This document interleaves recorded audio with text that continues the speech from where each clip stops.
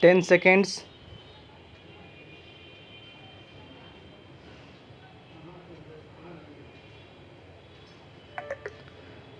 Start.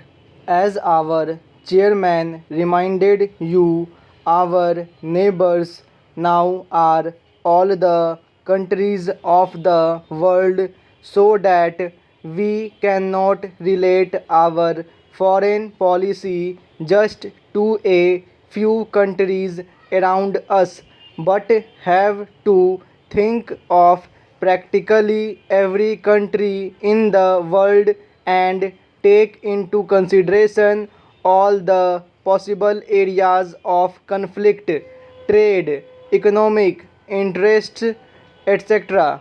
It has been recognized now that if there is a conflict on a big scale everywhere in the world, it is apt to spread all over the world. That is, war has become indivisible, and therefore peace is indivisible. Therefore, our foreign policy cannot limit itself to the nearby countries. Nevertheless, the nearby countries always have a special interest in one another, and India must inevitably think in terms of her relations with the countries bordering her by land and sea. Parachange, what are these countries? If you start from the left, Pakistan, I would also include Afghanistan, although it does not touch India's border. Tibet and China, Nepal, Burma, Indonesia, and Ceylon. In regard to Pakistan, position has been a very peculiar one owing to the way Pakistan was formed and India was upset, that you all know. But something much deeper, and that is a complete emotional upset of all the people in India and Pakistan. Because of this, it is a very difficult thing to deal with, a psychological thing which cannot be dealt with superficially. A year and a half or more has passed, and there is no doubt at all that our relations have improved and are improving. There is also no doubt at all in my mind that it is inevitable for India and Pakistan to have close relations sometime or other in the future. Parachange. I cannot state when this will take place, but situated as we are with all our past, we cannot really be just indifferent neighbors. We can be either hostile to each other or very friendly with each other. Ultimately, we can only be really very friendly whatever period of hostility may intervene in between, because our interests are so closely interlinked. As far as the other countries are concerned, our relations with them are quite friendly. Take, for instance, Afghanistan, and our relations with Afghanistan are exceedingly friendly, and our relations with Tibet, Nepal, and all other neighboring countries are also very friendly. Parachange.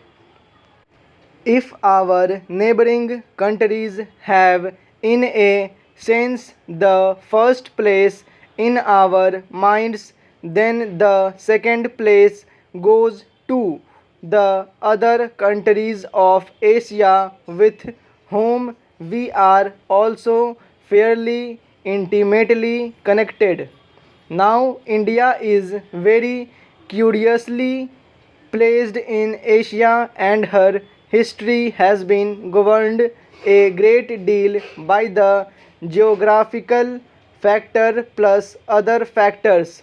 Whichever problem in Asia you may take up, somehow or other India comes into the picture.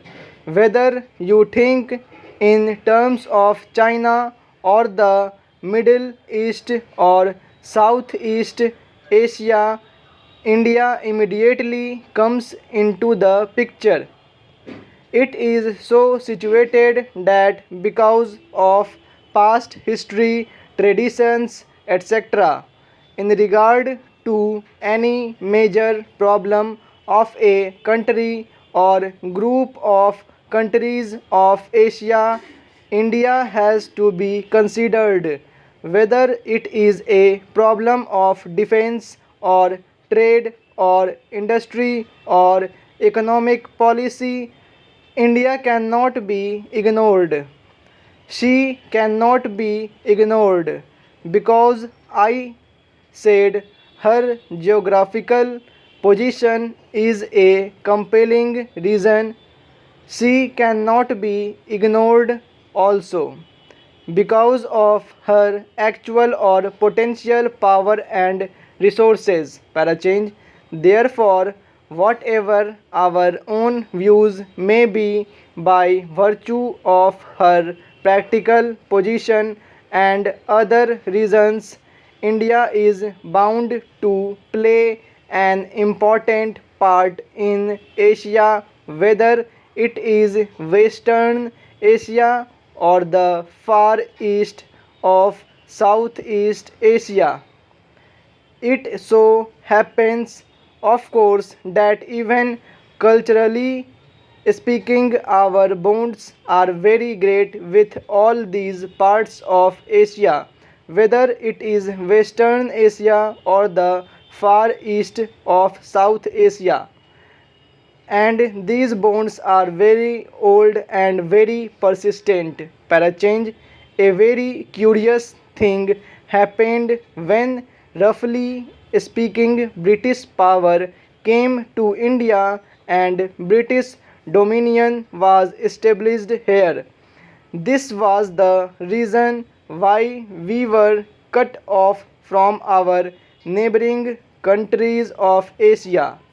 Our contacts were then with England across the seas, and while to some extent we struggled against that domination and resented those contacts, nevertheless they were there, and we saw the world more and more through that window, the British window. Very few people went to the other Asian countries from India, and very few came here from there. And even those few people from Asia we met in Europe and not in Asia. Now, in recent years, that process has been reversed or is being reversed for a variety of reasons. Initially, I suppose the one major factor was air travel. Air travel brought us immediately into close contact with our neighbors, because if we went to Europe, we passed through Baghdad and Tehran and other places. Air travel not the only factor, there are also political reasons that are now bringing about these changes for future development. Full stop.